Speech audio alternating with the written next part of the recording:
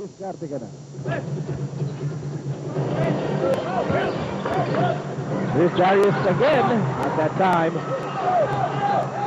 Almost halfway through the opening quarter. Here's Siegel. Siegel makes his move. Mike Cortez, open three. Let it out. And Watkins will not get it out. Jamil Watkins cleaning up the offensive board for his team. That is his strength. Nakikita natin yung strength ng mga imports na dumating dito. Darius Rice from the outside. Jamil Watkins rebounding and shooting from the inside. That man has no conscience. He's not even thinking twice. Migo, that's his third 3-point shot of the ball game. You would be thinking, oh, dami naman yan. But on the other side, Magnolia's doing the same. But going back to Darius Rice, you would be thinking, ang dami niyan. But do you know, this guy in the NBDL, the Developmental League of the NBA's final game, he shot 11 3-pointers for a total of 52 points in the championship game. So this guy is a definite bona fide scorer. In the meantime, tinawagan ng offensive foul si James Yap. That's going to be number 2 on Sweet Baby James. Naman po ng tatlo, Pure Food, 17-14. 5.5 to go in the opening quarter. Dynamite Danny with a basketball. There's a switch. It's Danny Siegel against Darius Rice. Watkins is double team automatically with 7 to shoot. Watkins looking for a friend. Cross court pass, Calagio. 4-3. And Darius Rice snares the long rebound. Here's James Yap. Fires. Score. The offense of Purefood's just humming at the moment. Yung import nila, maganda pinapakita sa offense. And of course, James Yap 2 out of 2 from the field. Magnolia down by 5, and Pingo should score. Underneath, 4 points in the ball game for Jean-Marc Pingris.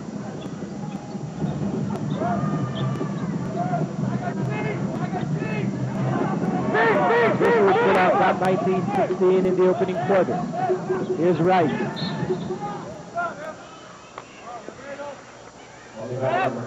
This will go against Chris Calagio. And Pistol Pete. Peter Jun Simon comes in for James Yap.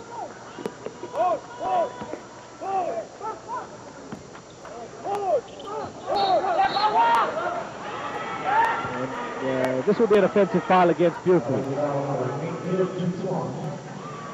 And it's on Peter Jun Simon. A way to announce yourself para kay Peter Jun Simon.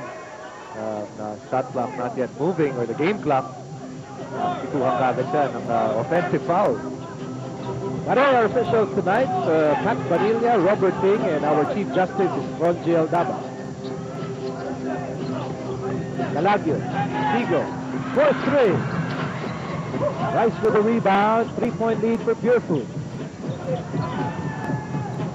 Here's Villanueva, off the glass.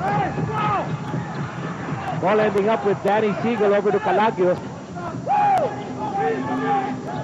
Here's Cortez. Cortez over to Siegel. Siegel fires. PM Tres naman for Dynamite Danny is at 9 points in the ball game, and he has tied the game at 19 apiece here in the opening quarter. Who really found a home with Purefood. He came from Air 21. Didn't really have a productive stint with Air 21, his first team. But here in Purefood, dito talaga siya nakilala. Ano? The sad part about it is seemingly he's collateral damage. Dahil I'm sure Purefood did really want to part with Mark Pingris. He was an integral part in their championship run, last conference, in their championship win a couple of years back. Pero kinakailangan talaga nila ng isang big man just to survive this conference. Meantime, Bogdan Severo sits at PM3.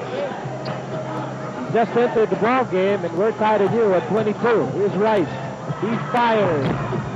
No goal. Herbert Raimundo battling inside, blocked by Pingris. Here's John Dan Salvador taking it outside over to Rice. Rice, guided by Watkins. Rice scores! And he did the right thing.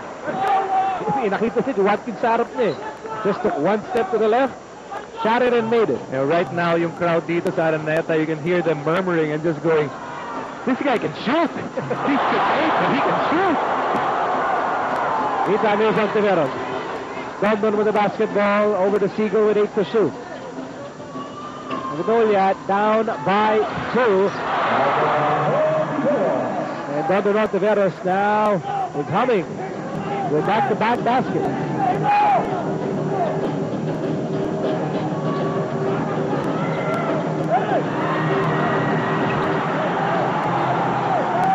Ontiveros intercepted by Jerry Rice.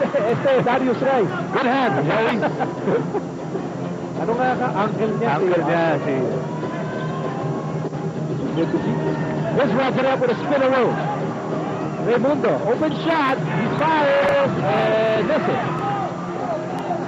And now Magnolia hoping to shatter the deadlock here with under 2 minutes to go in the opening quarter. Lob pass, Watkins. Watkins outside, Seagull. Seagull on the move. There's the bump by Kirby Raimundo.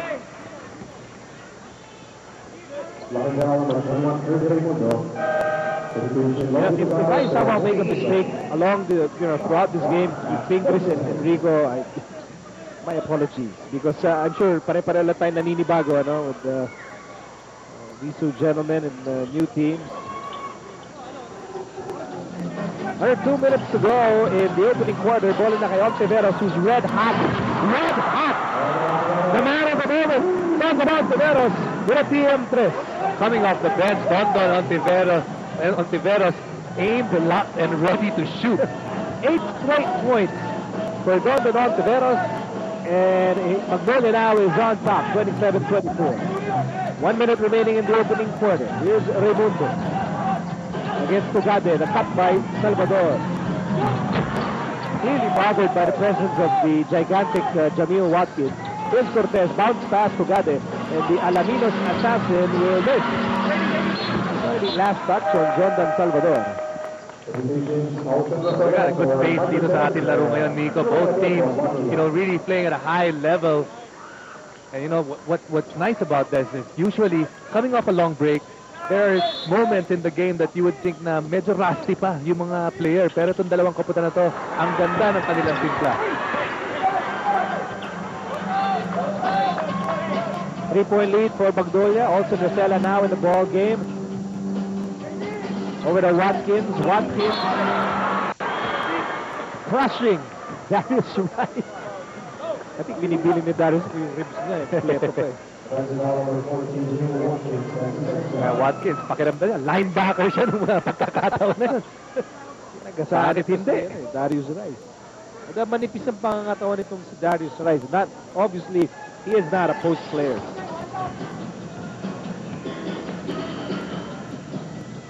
Here's Chico Lanete in the ball game for the first time. Time winding down here in quarter number 1. Peter June Simon spins and misses with an air ball. Shot clock continues to run. 4 to shoot. Raimundo with a pull-up. Bothered by Ontiveros. And there's a loose ball foul. I think it's against Watkins. Watkins on the side of Magnolia. Siya lang yung malaki talaga na nasa loob ng pagkakataon na yun because the next big guy is Mark Pingris. But when you look at the side of Pure Foods, ginagamit na ito si Darius Rice as their small forward, and then they have 2 big men. So, miski sa labas ng lalaro import nila, mas malalaki sila dahil yung import nila, small forward ang laro. Missed by Rice, and time runs out. Here in the opening quarter with Magnolia on top by 3, 27-24. Darius Rice, impressive nonetheless with 18 first quarter points. As good as advertised so far here in the first half. Red hot outside, and very offensive minded here for Pure Foods, but Magnolia closing out the first quarter with the lead, 27-24. We'll be back with a second period after these messages.